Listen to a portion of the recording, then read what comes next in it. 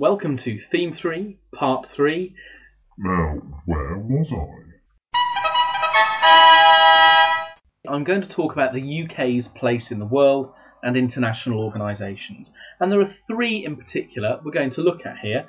They are the United Nations, the European Union and the Commonwealth.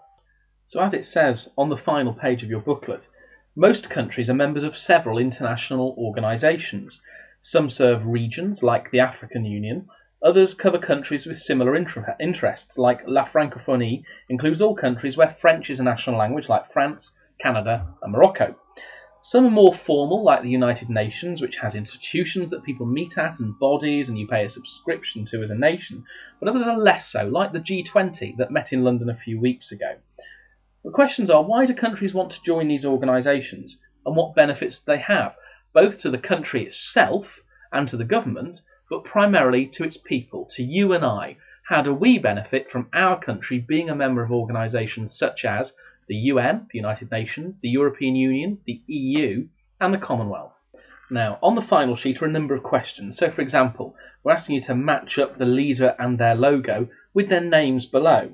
But primarily, I want you to answer those questions in the cloud on the right. For each of those three organisations, the UN, the EU and the Commonwealth, I want you to answer these questions. When was it set up? Which countries are members of it? And what is the organisation for? And has it been in the news recently?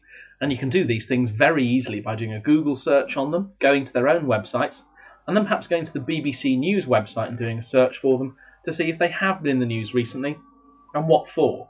And what it's been in the news for will often tell you a very great deal about it. Now, I'm going to talk about each of these organisations in turn, and those might provide you with some of the answers, but certainly not all of them, so you'll need to look them up. And I'm going to begin with the United Nations, which is really the oldest of these organisations as it currently is. Now, the United Nations has headquarters all over the world, but its main headquarters are in New York. And the UN is an organisation that includes almost every single country on Earth. And it has a number of aims. Primarily, it was created at the end of the Second World War to try and bring countries together and prevent future war and conflict, and also to defend people who cannot defend themselves. Now, there are three bodies and parts of the UN that's worth knowing about. First of all, there is the General Secretary, and the General Secretary is the person who essentially runs the UN day to day. That person is its figurehead, its leader. And in the case of the UN at the moment, it's a man from Korea called Ban Ki-moon, and he leads the UN. Below him is the Security Council, and the Security Council is made up of around 20 countries, 5 of whom are permanent members of the Security Council, and the others take turns to be on it for 2 years, and they're elected by region. The 5 permanent members of the UN Security Council are France, Russia, China, the United States and the United Kingdom. So it includes us. Now, have you got any idea what links those 5 countries? Well, we're all nuclear powers. We had nuclear weapons first, and therefore we got a place on the UN Security Council. It's not necessarily that the 5 of us are automatically the most powerful or biggest countries on Earth outside of the UN, although often we have a great deal more influence than other countries. But historically we were there, and those countries pride themselves on being permanent members. An advantage of being a permanent member of the Security Council is that you have a veto over any plan or policy coming from the United Nations. And a veto is an absolute vote against it. Now, usually in any vote in any parliament or organisation, as long as a majority vote for it, it goes through. But when someone has a veto, it just takes that one person with a veto to vote against it, and it cannot happen, even if every other country or every other person votes for it. Now, historically, the United Nations' first purpose was to try and defend human rights. After the horrors of the Second World War, and in particular the Holocaust, the UN felt it was its role to control countries and hold them back when they were doing wrong things. So it helped write the Universal Declaration of Human Rights, and that's some of the information from that is on your final sheet. The Universal Declaration of Human Rights, or UDHR, has again been signed by almost every country on Earth, and it guarantees us certain rights and freedoms. The right to an education, the right not to be locked up without free and fair trial, the right not to be tortured, the right to housing and basic food and clothing and water. But these are rights that are still not enjoyed by everyone on Earth, even though almost every government has signed the UDHR. The United Nations also really has two other major purposes and two other things it does. The first is peacekeeping. When countries have been to war, or a country has had a civil war, they often need people during it or after it to defend people or keep the peace. And it's often the United Nations that does that.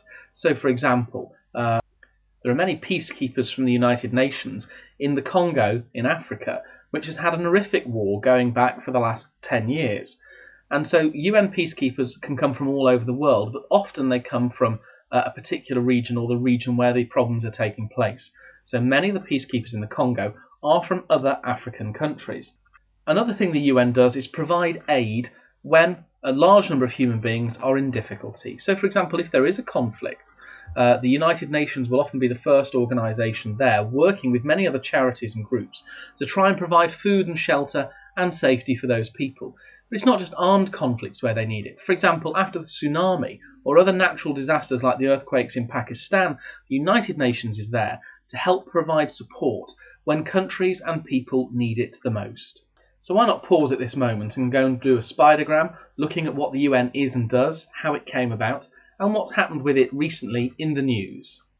Let's look now at the European Union. Now, the European Union is made up of 27 countries in Europe, and they range from Britain and Ireland through to much of Scandinavia, right over to Cyprus, Italy, Greece, Romania and Bulgaria. And the European Union has a number of functions. It's designed to get countries and people working together to reduce environmental problems, to promote competition and free trade between nations and companies, and it's also there to provide human rights as well. Now, the European Union is made up of a number of different bodies. At the top is the Council of Ministers, and this is made up of government ministers from each country who meet together to discuss their area. So when there's a farming issue at stake, all the farming ministers from the 27 countries will get together in the Council of Ministers. The Council of Ministers will also be made up occasionally of the heads of government. So our Prime Minister, the President of France, the Chancellor of Germany will meet together in the Council to discuss the really big general issues. There is a permanent body called the Commission, the European Commission, made up of one commissioner appointed by the government of each country. And the commissioners are in charge of a department each, for example, transport or education. And they have responsibilities across Europe. But the Commission is not elected, it's appointed. The elected part of the European Union is the European Parliament. And the elections for that are coming up on the first Thursday this June, and they're taking place throughout the whole of the European Union in that first week in June. But the UK normally has one of the lowest turnouts for European elections. Why would this be? Have a look and see if you can find who our members of the European Parliament are. We are part of the North West constituency that runs from the south of Cheshire up to the border with Scotland, and of course includes the Wirral. Finally, the most other important body is the European Court of Justice. It decides if member states have broken laws or that have come from the European Union. And they can make countries change their law based on what they've done right or wrong. You are a citizen of the European Union, and you therefore have the right to go and live and work in any member state of the European Union. So tomorrow, if you wish, you can go and live in Sofia in Bulgaria, or why not go to Nicosia in Cyprus, or Rome in Italy, or Helsinki in Finland. The final organisation is the Commonwealth, and this started as the British Empire, although not every country that was ever in the British Empire is in it, like the USA, but there are lots that are. Countries like Canada and Australia, and many parts of Africa, such as Namibia and South Africa. The Commonwealth is there to try and promote democracy, and it covers a third of the world's population.